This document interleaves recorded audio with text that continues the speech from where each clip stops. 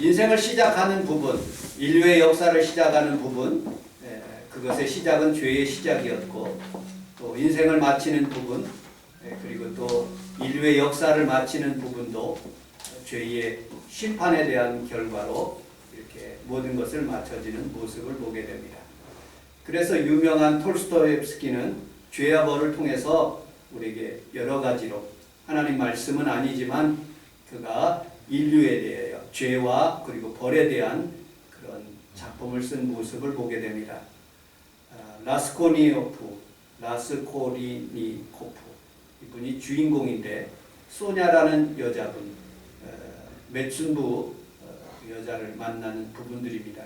이 주인공이 사회 악인, 그런 전당포 주인, 노파를, 고리대검업자를 이렇게 죽이는 것을 당연시 여기는 것입니다. 나는 죄가 없다, 그렇게 생각합니다. 그런데 소냐를 만나면서 그가 자수하게 되었고, 그리고 그 전당포에 있는 물건을 팔지 않았기 때문에 감형을 받아서 8년이라는 세월을 시베리아 유형을 떠나는 그런 작품입니다. 그곳에서 주고자 하는 영적인 의미는 죄를 진 사람은 모두 다 벌을 받는다 하는 그런 내용입니다. 살인죄를 진 주인공은 8년이라는 유형 생활을 통해서 자기가 죄를 회개하고 그리고 또 바르게 살아가는 그런 모습을 통해서 깨닫게 되고요. 아내를 배신한 스비트리카일로프, 이런 사람은 스스로 자살하게 되었고, 그 다음에 소나를 모함한 루진이라는 그런 사람은 인격적인 그런 파탄이 다가와서 자기가 죄를 지면 자기가 상상하는 그 죄의 대가를 꼭 받는다는 그런 작품의 모습을 보게 됩니다. 저는 하나님 앞에 감사하게 이 성산동에 살면서 두 가지를, 그 외에도 굉장히 많은 감사가 있는데, 첫째는 제가 오전에 여기에서 새벽 기도를 드리고 또 하나님 앞에서 기도하고 또 매 새벽 기도 시간마다 설교를 준비하기 때문에 12시까지는 꼼짝 않고 이곳에서 설교를 준비합니다. 그리고 난 뒤에 이제 밥을 먹고 산책을, 성미산 이 성서중학교 그 뒷길로 해가지고 산을 하나 또 먹고 또 산을 이렇게 올라가서 테니스장 쪽으로 이렇게 올라가서 정상으로 왔다가 또 산을 타고 이렇게 내려오면 약 1시간 정도 걸립니다. 그래서 몸도 마음도 튼튼하게 하시는 귀한 지리적인 조건을 주셔서 너무 감사하다 하는 생각이 들고요. 두 번째로는 저희 교회 옆에 큰 빌딩 하나가 형성됐습니다. 그게 뭐냐면 중앙도서관, 마포구 중앙도서관이 형성돼서 그곳에서 심심하면 그곳에 가서 책도 열람하는데, 마침 좋은 책이 있어서 제가 한 권 빌려봤는데, 제가 이 설교를 하게 된 것은 이 교수님 때문에, 스컷 팩이라는 그런 교수님이 거짓의 사람들이라는 그런 책에 제목을 써가지고 이 사람이 쓰게 되었어요. 이 사람은 오랫동안 불교와 이슬람 관심을 가졌지만 그곳에서는 내가 별 것을 찾지 못했다. 뒤늦게 기독교의 본질을 깨닫고 거기에 온전히 귀했으며 1980년 3월 9일 날 43세 나이에 세례를 받게 되었다. 책을 시작한 것이 바로 그 이유이다 하고, 예수 믿게 되면서 자기가 심리학, 하버드 대학 심리학 교수이고 또 군생활하면서 심리학 담당하여서 심리학 의사로서 그렇게 살면서 신앙생활하면서 깨닫게 된 것들을 이 책에다가 쓰게 되었습니다. 그 사람은 죄를 뭐로 보냐? 병으로 보는 거예요. 이 사람이 죄가 이런 병이구나. 내가 심리학자면서 의사니까 이 병을 내가 치료해야지 하고서 그렇게 쓰기 시작한 글이 바로 이 글입니다. 그래서 그분은 세 가지를, 제가 포인트를 세 가지를 여러분들에게 말씀드려요. 죄는 무지가 죄다. 이 교수님의 이론은 무지가 죄라는 거예요. 두 번째, 게으름이 죄라는 거예요. 세 번째, 뭐가 죄냐? 공간 능력이 부족한 것이 죄라. 우리 생각하고는 완전히 다른 그런 생각을 가지고 있는 모습을 보게 됩니다. 그러나 성경은 그렇게 말하지 않고 있습니다. 성경과 함께 요 교수님이 기독교인이면서 교수님이 쓰신 그런 내용을 함께 여러분들과 은혜를 나누도록 하겠습니다. 우리 예배소서 2장 1절로 2절 같이 한번 읽어보도록 하겠습니다. 예배소서 2장 1절로 2절 시작. 그때에 이 세상 기록을 한다고 공중의 것에서 잡은 자가 쌓이니 곧 지금 중에 하나님 가운데서 쌓는 자라. 아멘. 그때에 죄와 허물고 죽었던 너희들 그때 살리셨도다. 그때에 여러분들은 세상의 풍조를 살고 공중권세 잡은 자를 따라서 불순종의 아들로 살았다. 죄 가운데 살았다. 여러분들 창세기의 시작을 보면 아담과 하와가 하나님 앞에서 죄를 짓는 장면이에요. 그리고 그의 자녀들이 가인과 아벨이 이 형이 동생을 때려 죽이는 사건들. 그리고 성경을 읽어보면 계속 하나님 앞에서 소돔과 고모라의 죄들, 많은 바벨의 죄들, 교만의 죄들, 하나님 앞에서 그렇게 죄들이 나타나는 모습을 보게 됩니다. 여러분들 나와 상관이 없다. 죄는 어떤 그 코미디언이 그런 성전에 와서 그렇게 간증하는 것을 보고 상당히 웃었어요. 그 코미디언이 예수님을 믿고 난 뒤에 교회를 다니는데 장로님이 앞에서 나와서 대표를 기도하면 우리들은 다 죄인입니다. 하나님 아버지 우리는 죄 가운데 태어나서 죄인입니다. 아니 지가 죄인이지 내가 왜 죄짓지도 않은데 덩달아 나 같은 사람을 죄인 취급하니까 난 기분 나쁘다 하는 그런 간증을 들으면서 제가 웃어본 적이 있습니다. 여러분들 사람들은 생각하기를 판사나 검사 앞에 가야지 죄인이라고 그렇게 생각하는데 성경은 그렇게 말씀하지 않습니다.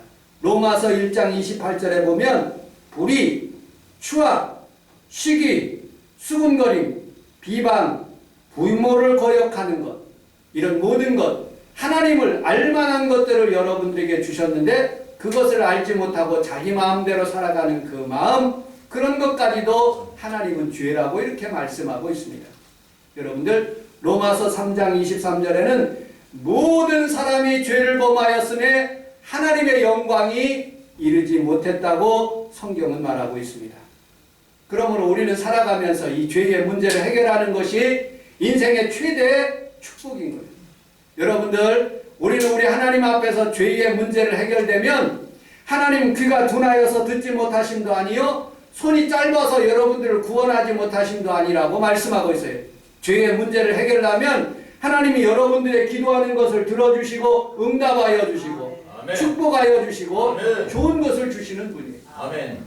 저는 여러분들이 많이 왔든지 적게 왔든지 그게 중요한 것이 아니라 우리는 우리 적은 사람이라도 하나님 앞에 신령과 진정으로 하나님 앞에 예배드리고 깨끗한 마음으로 하나님 앞에 죄 용서받아서 살아갈 수 있다는 것이 얼마나 큰 축복인 줄 몰라요. 아멘. 오늘 이 아침에 오신 귀한 성도들에게 좋은 일이 일어나게 해주시는 분은 하나님인 것을 믿고 하나님 앞에 모든 것을 내려놓고 여러분들의 모든 죄가 해결되는 시간이 되시기를 주님의 이름으로 축복합니다. 아멘. 첫 번째로 우리 함께 따라하겠습니다. 무지가 죄입니다. 무지가 죄입니다. 우리 2절을 같이 한번 읽어보도록 하겠습니다. 2절 시작. 그때 너희는 그 가운데서 행하여 이 세상 풍조를 따르고 공중의 권세 잡은 자를 따랐으니 곧 지금 생명의 아들 가운데서 역사하느니라. 아멘. 그때에 여러분들 우리가 하나님을 몰랐을 때 무지할 때에 하나님을 알지 못할 때에 스카텍 이분 심리학자 교수이면서 의사였던 이분이 사람들은 무지하면서 그렇게 죄를 짓는다는 거예요. 여러분들 이 사람이 예화를 이렇게 써놨어요. 어떻게 써놨느냐 상담학 심리 무슨 병을 치료하기 위해서 자기 아들을 데리고 자기 병원에 온 거예요. 그래서 아들에게 무엇 해줬나 하고서는 상담을 하는데 그 아들의 형이 권총을 가지고, 미국에는 권총을 자유롭게 가지고 다니지 않습니까? 권총을 가지고 그 머리에 자신을 쏴서 스스로 죽은 거예요. 자살한 거예요. 그런데 이 무지한 부모가 크리스마스 선물날 그 둘째 아들에게도 권총을 선물한 거예요. 그래서 그 교수님이 그러는 거예요. 아니, 이것을 주면 안 되지요. 이것을 주면 아들도 자살할 수 있겠지 않습니까? 그러니까 그 아들 자살한 거하고 이 아들하고 무슨 상관이냐 하고 그렇게 얘기하는 거예요. 여러분들. 그러면서 이 교수님이 참 무지 때문에 하나님을 알지 못하고 사람의 무지 때문에 죄를 지는구나 하는 것을 깨달으면서 이렇게 글을 쓴 내용들을 보게 됩니다.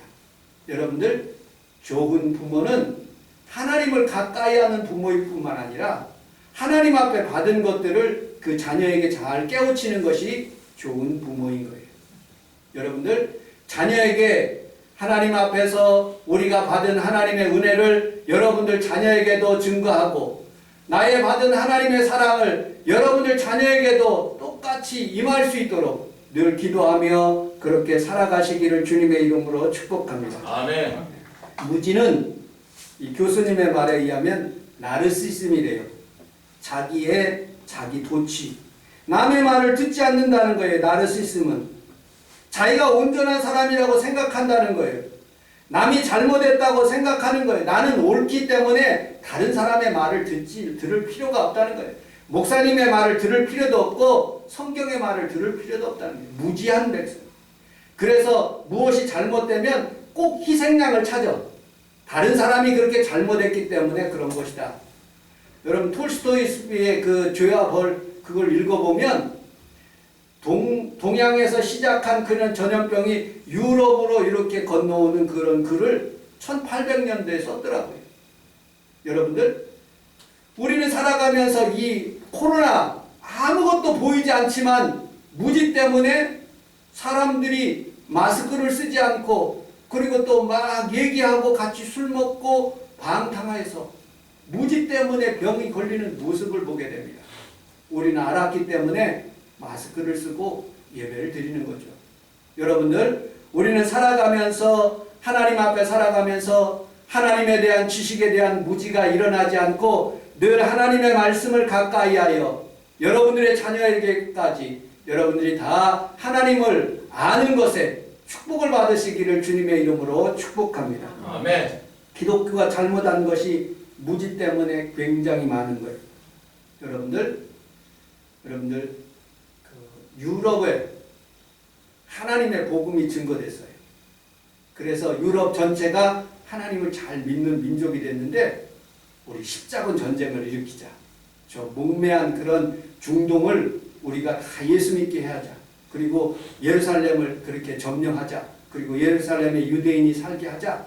하고 십자군 전쟁이 일어나므로 그동안에 그런 믿지 않았던 그런 사람들이 다 무슬림을 다 중동에 있는 사람들이 무슬림을 가까이 하게 되는 거예요. 전쟁 하나 때문에 십자군 전쟁 때문에. 여러분들 독일로 올라가 보십시오. 독일은 무지하기 때문에 유대인들을 그렇게 600만 명을 그렇게 가스실에서 죽이는 그런 무지한 그런 일을 해서 예수 믿어도 무지하는 거예요. 영국에 있는 크로멜이라는 사람은 청교도 혁명, 얼마나 유명한 그런 청교도 정신입니까? 미국을 건국한 정신이에요. 그런데 아일랜드를 쳐들어가 가지고 거기에 인구 4분의 1을 죽이는 거예요. 여러분들, 미국은요 하나님의 백성들이 건국한 민족이에요. 그런데 베트남 전쟁하고 아프가니스탄 전쟁하고 그리고 또 무슨 이라크 전쟁하고 수많은 전쟁을 일으키는 거예요. 여러분들, 예수를 믿어도 하나님에 대한 말씀에 대한 무지가 있으면 하나님 앞에서 사람들이 어려움을 당하게 되고 하나님이 기뻐하신 뜻을 왜곡하는 거예요. 그래서 여러분들 하나님 앞에서 여러분들이 늘 깨어서 기도하고 하나님 말씀을 가까이 할 수 있는 귀한 성도들이 다 되시기를 주님의 이름으로 축복합니다. 아멘. 전쟁을 나갈 때도 이수신 장군이 지혜가 있고 잘 깨달은 사람. 그런데 여러분들 원균이라는 사람은 이수신 장군을 모함해서 선조 왕 앞에 이런 부분들이 잘못했다고 자꾸 고발하는 거예요. 자기가 수군 통제사가 되었을 때 일본군에게 일본 외적에게 많은 어려움을 당하지 않습니까?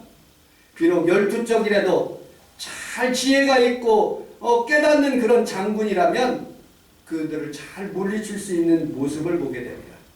여러분, 좋은 의사는 어떤 의사입니까? 병을 잘 고치는 의사예요. 얼굴이 잘생긴 의사가 아니라 병을 잘 고치는 의사예요. 좋은 목사님은 어떤 목사님이냐? 여러분들에게 죄를 깨닫게 하는 거예요. 잘못했다고 그렇게 여러분들 깨닫게 하고 하나님 앞에서 다시 돌아오고 하나님 앞에서 믿음으로 살 수 있도록 만드는 거예요. 그런데 성도들이 무서워서 여러 가지 물질의 문제 때문에 성도들의 죄를 보고 깨닫게 하지 못하는 것은 큰 죄를 짓는 거예요. 우리는 우리 하나님 앞에 살아가면서 좋은 부모가 되고 좋은 지도자가 되고 좋은 목회자와 성도가 다 되시기를 주님의 이름으로 축복합니다. 아멘. 이런 예화도 있어요. 교도소에서 어머니 혀를 깨물고 피를 철철 흘리는 모습을 봤어요. 여러분들, 그 어머니가 자기가 뭘 훔쳐갖고 돌아오니까 그거 좋은 것 때문에 야, 너 잘했다 칭찬해 주는 거예요. 그래서 죄를 짓고 또 죄를 짓는 거예요. 그래서 자기가 깨달은 거예요. 어머니가 그렇게 나에게 따끔한 바른 말, 잠언서에 보면 그 아들을 훈계치 아니치 말라라고 말씀하신 그 말을 그렇게 깨달아서 어머니 혀를 깨물었다는 거예요. 여러분들, 우리는 살아가면서 하나님 앞에 무지하지 않고 자녀들에게 무지를 가르치지 않고 하나님의 말씀대로 가르치는 귀한 성도들이 다 되시기를 주님의 이름으로 축복합니다. 아멘. 두 번째 죄는요, 우리 4절을 같이 한번 읽어보도록 하겠습니다. 3절 4절 시작. 전에 우리도 마음 가운데서 우리 육체의 욕심을 따라주며 육체와 마음이 원하는 것을 하여 하는 일과 같이 본질상 진노에 자리하니 긍휼히 풍성하신 하나님이 우리를 사랑하신 그 큰 사랑을 다하여. 아멘. 육체의 욕심을 따라 그렇게 살았다는 거예요. 이 교수님의 말에 의하면 죄는 게으름이 죄라는 거예요. 사랑의 반대는 뭐냐? 게으름이라는 거예요. 자신이 알고 있으면서도 게을러서 그것을 행동으로 옮기지 못하는 것이 죄라는 거예요. 하나님은 여러분들을 사랑하셨어요. 오늘 본문에서 긍휼이 풍성하신 하나님이 우리를 사랑하신 그 사랑으로 인하여서 우리가 은혜로 구원받았다고 해요.